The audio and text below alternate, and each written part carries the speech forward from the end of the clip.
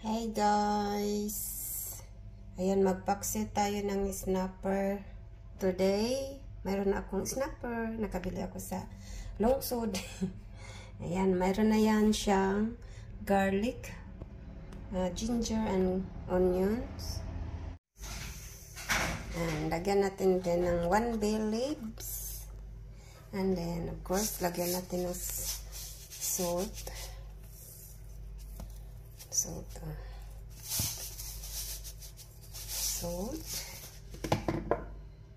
Then, ano to siya guys? Pepper and salt, pink salt. And then, lagyan natin ng soy sauce. Pangpakulay sa ating paksiw. Ayan. And then, vinegar. Ganyan lang siya guys. Walang measurement to guys. Okay, tama-tama lang yan siya guys. And then, yung kalamansi. Gusto ko yung maasim ba? Yung maasim talaga siya. Ayan. Ito. Kalamansi kasi masarap yung lasa ng kalamansi. Ayan. And then, kunin natin yung liso.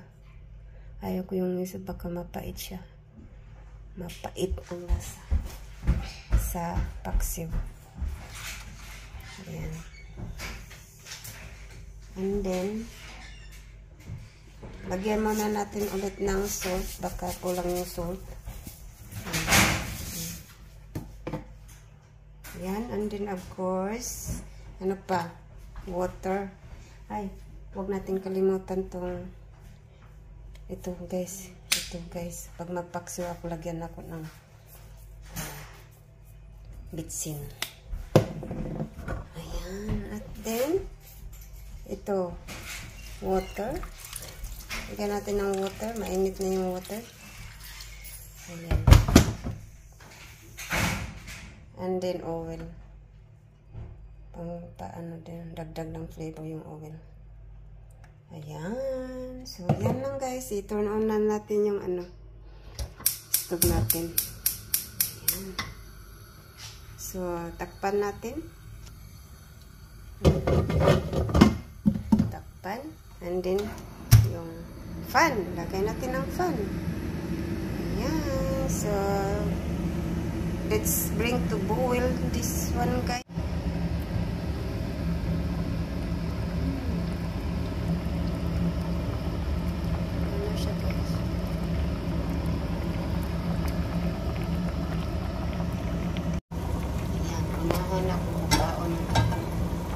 Pulo sa isda.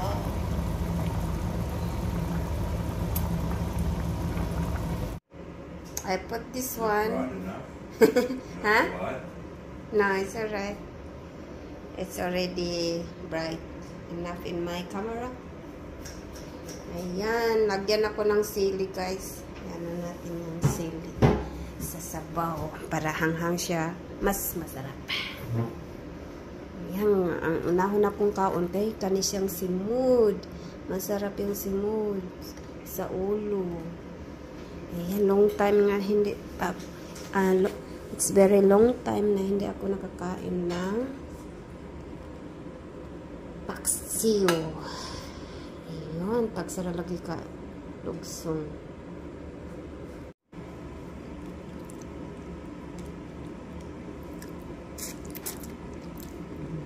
Guys.